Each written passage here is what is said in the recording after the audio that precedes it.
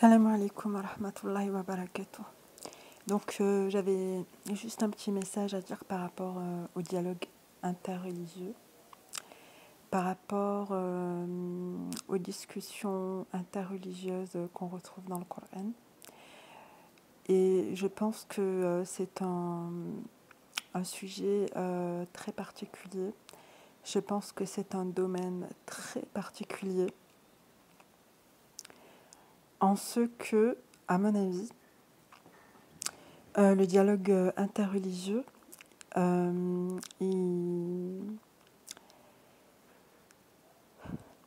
dialogue interreligieux, il concerne les gens qui prétendent adorer Allah de manière légitime, en fait. Dans le Coran, selon moi, selon ma lecture, selon ma mémoire, le Coran, le dialogue interreligieux, il concerne les gens qui prétendent adorer Allah subhanahu wa ta'ala de manière légitime et qui fautent et qui font des erreurs dans leur adoration parce que ils suivent des sources falsifiées ou parce que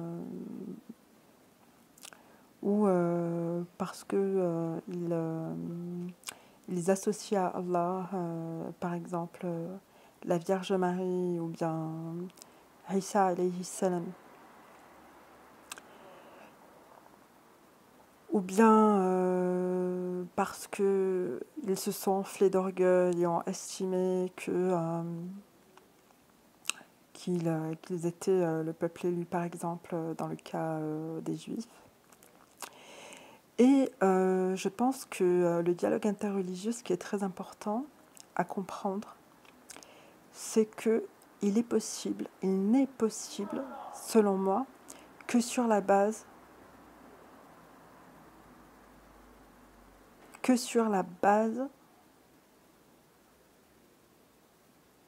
d'un ancrage religieux qui soit sincère quelque part.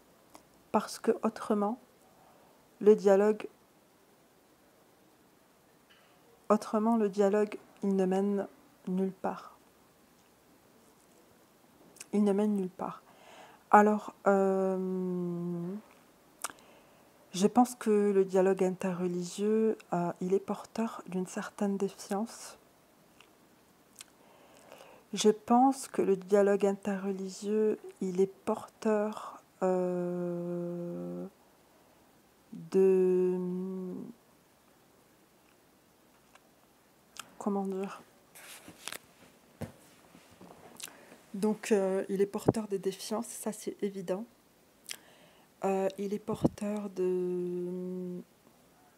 d'exigence vis-à-vis de la vérité qui est prétendue à droite à gauche.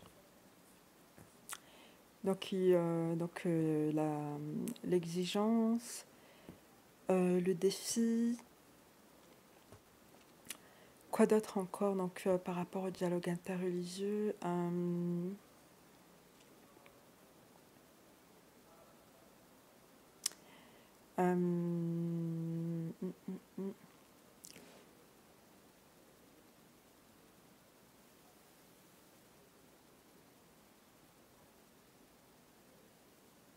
Ben, je crois que c'est tout.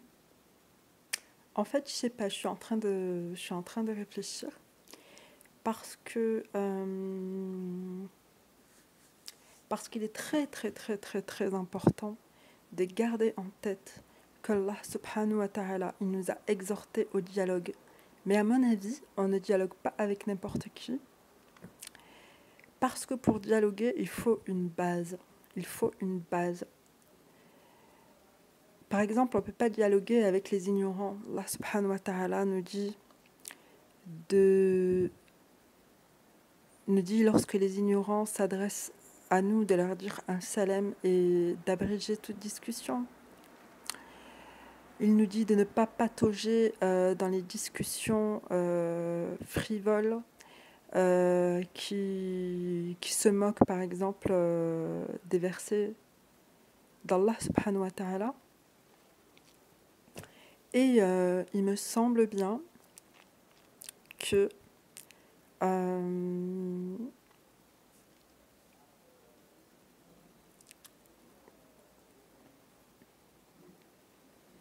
il me semble bien que l'exigence qu'on peut avoir, que l'exigence qu'on doit avoir envers autrui, elle a toujours un cadre.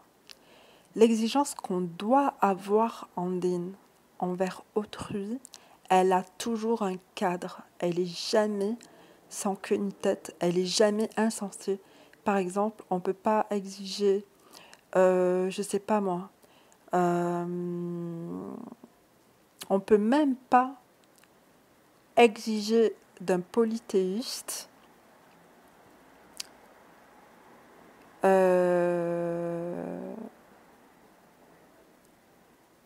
on peut même pas exiger d'un polythéiste à un moment donné qu'il arrête d'adorer ses fausses divinités parce que justement tel polythéiste est égaré, est tellement gravement égaré qu'on ne peut pas discuter avec lui.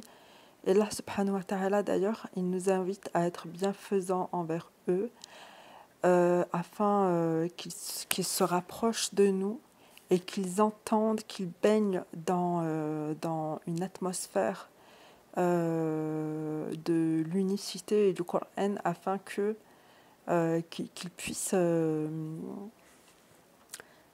puissent s'instruire sur la religion de l'islam et du tawhid.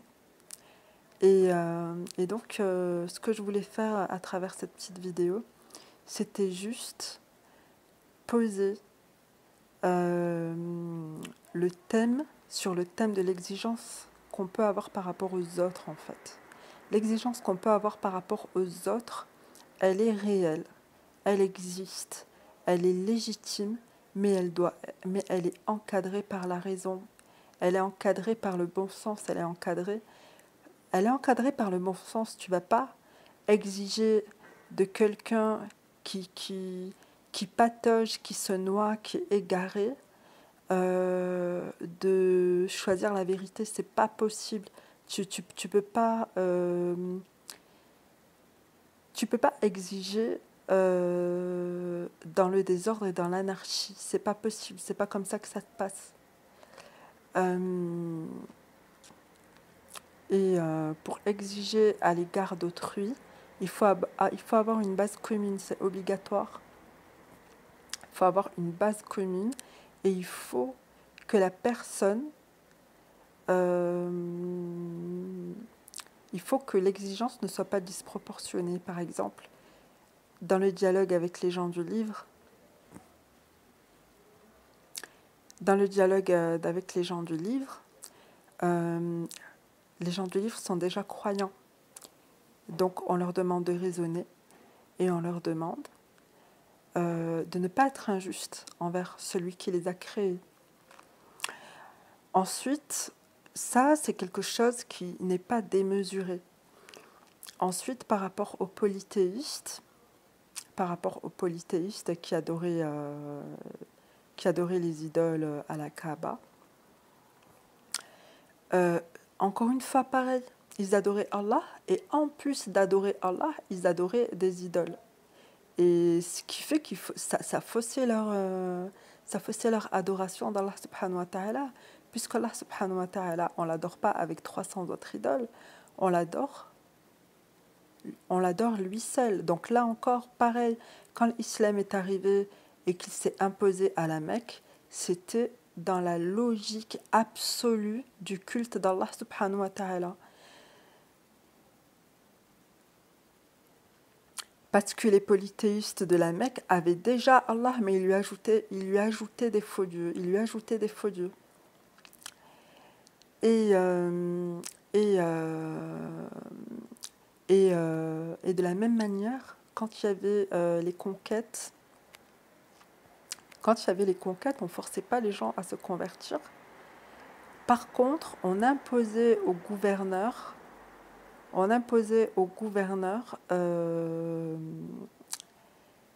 de reconnaître qu'Allah est un et que Mohammed sallallahu alayhi wa sallam est le messager d'Allah. La reconnaissance, quand on impose de reconnaître au gouverneur, c'est pas la même chose que quand on impose de reconnaître à un ignorant. Ça n'est pas la même chose. Ça n'est pas la même chose. L'enjeu n'est pas le même. Quand on impose de reconnaître, quand on impose la reconnaissance au gouverneur, l'enjeu, il est énorme parce que quand le gouverneur va reconnaître, le peuple entier va être impacté, tandis qu'une personne, ça c'est l'esprit politique. Ça c'est l'esprit politique. C'est très important d'avoir un esprit politique. Tandis que quand une personne lambda exige d'une autre personne lambda qu'elle fasse ci, qu'elle fasse ça, qu'elle soit comme ci, qu'elle soit comme ça, c'est sans queue ni tête, c'est du n'importe quoi. On peut pas, on peut pas devancer la personne dans ce qu'elle doit vivre pour comprendre. On peut pas devancer une personne dans le cheminement qu'elle doit avoir pour embrasser l'islam. C'est pas possible, c'est pas comme ça que ça marche et ça sera jamais comme ça que ça fonctionne. Donc, je pense vraiment c'est très très important de garder le sens des priorités. C'est très important d'avoir un esprit structuré. C'est très important d'avoir une conscience politique et d'avoir aussi une conscience de l'individualité. La conscience politique, comment dire, la conscience politique, il faut la garder pour le politique et pour pour les enjeux globaux et ce qui fait partie des individualités, ça fait partie des individualités, pas de contraintes en dîne. Et le jour où le gouverneur est musulman, le jour où l'État est musulman, ceux qui ne sont pas musulmans sont soumis au petit impôt pour bien leur signifier qu'ils sont soumis à l'ordre musulman. Et ça, c'est très important parce qu'Allah subhanahu wa ta'ala, il a dit dans le Coran,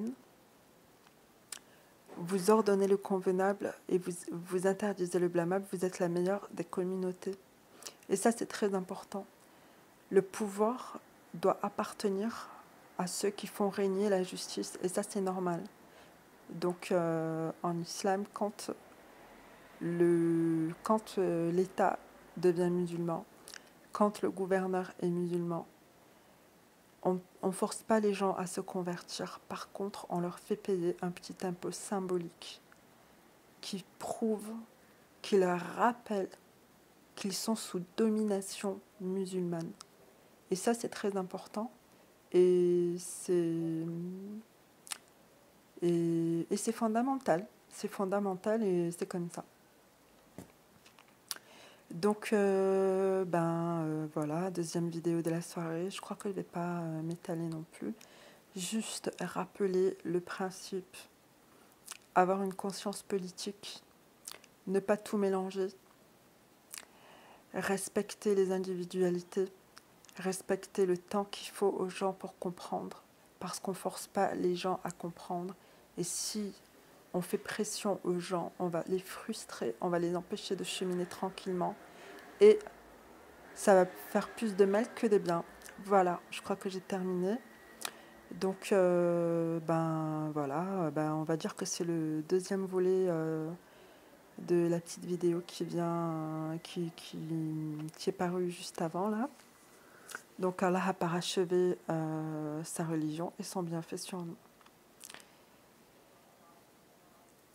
Voilà. Voilà, assalamu alaikum wa rahmatullahi wa barakatuh wa salam wa salat ala rasulillah.